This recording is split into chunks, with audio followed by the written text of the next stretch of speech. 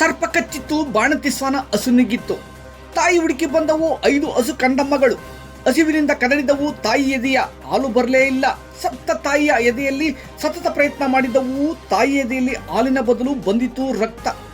ಹಾಲು ಬಾರದಿದ್ದರೂ ತಾಯಿ ಎದೆಯಲ್ಲಿ ಅವಿತುಕೊಂಡರೂ, ಬೆಚ್ಚನೆಯ ಅರಿವಿಲ್ಲದಿದ್ದರೂ ಚಳಿಯಲ್ಲೇ ನಡುಗಿದವು ಆ ಕಂದಮ್ಮಗಳು. ನಮಸ್ಕಾರ ಪ್ರಿಯ ವೀಕ್ಷಕರೇ, ಸಂಗ್ರಾಮ ಟಿವಿಗೆ ಸ್ವಾಗತ. ನಾನು ನಿಮ್ಮ ರಮೇಶ್ ಅಕ್ಕೋರ್. ಬೆಂಗಳೂರು ದಕ್ಷಿಣ ಜಿಲ್ಲೆ ಚನ್ನಪಟ್ಟಣ ಪೂರ್ವ ಪೊಲೀಸ್ ಠಾಣೆಯ ಆವರಣದಲ್ಲಿ ನಡೆದ ಮನಕಲುಕುವ ಘಟನೆ ಇದು. ಠಾಣೆಯ ಆವರಣದಲ್ಲಿದ್ದ ಶ್ವಾನವೊಂದು 5 ಮರಿಗಳಿಗೆ ಜನ್ಮ ನೀಡಿತು. ತನ್ನ ಮರಿಗಳ ಜೊತೆ ಓಡಾಡಿಕೊಂಡು ಎದೆ ಹಾಲು ಉಣಿಸುತ್ತಿದ್ದ ಶ್ವಾನಕ್ಕೆ ಸರ್ಪ ಕಚ್ಚೆ ಬಿಟ್ಟಿತು. ಈ ವಾಸ್ತವದ ಮನಕಲುಕುವ ಘಟನೆಗೆ ಸಾಕ್ಷಿಯಾದರು ಪೂರ್ವ ಪೊಲೀಸ್ ಠಾಣೆಯ PSI ದುರ್ಗಪ್ಪ ಹಾಗೂ ಸಿಬ್ಬಂದಿ.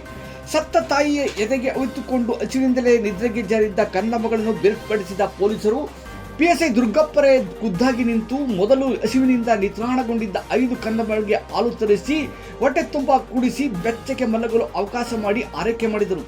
ಸತ್ತ ತಾಯಿ ಶ್ವಾನದ ಕಳೆಬರಹವನ್ನು ಠಾಣೆಯ ದೂರದ ಪ್ರದೇಶದಲ್ಲಿ ಸಂಸ್ಕಾರ ಮಾಡಿದರು. ಅನಾಥಗೊಂಡಿದ್ದ ಕಂದಮ್ಮಗಳಿಗೆ ಮೊದಲು ಹಾಲು ನೀಡಿದ್ದೇ ತಡ. PSI ದುರ್ಗಪ್ಪ ಬಂದು ಮಾತನಾಡಿದರೆ ಸಾಕು, ರೋಡಿ ಅವರು ಇರುವ ಜಾಗಕ್ಕೆ ಬರುವ ಕಂದಮ್ಮಗಳನ್ನು ನೋಡಿದರೆ ಚಂದ. ಪ್ರತಿನಿತ್ಯ ಬೆಳಿಗ್ಗೆ, ಮಧ್ಯಾಹ್ನ, ಸಂಜೆ ಹಾಗೂ ರಾತ್ರಿ ಕಂದಮ್ಮಗಳಿಗೆ ಹಾಲು ನೀಡುವ ಪಾಳಿಯನ್ನು ತಮ್ಮವರಿಗೆ ವಹಿಸಿದ್ದಾರೆ.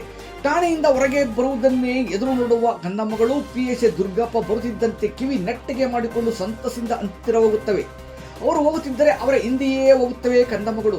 ಪ್ರಿಯ ವೀಕ್ಷಕರೇ, ಪೊಲೀಸರೆಂದರೆ ಒಂದು ರೀತಿಯಲ್ಲಿ ನೋಡುವ ಸಮಾಜ.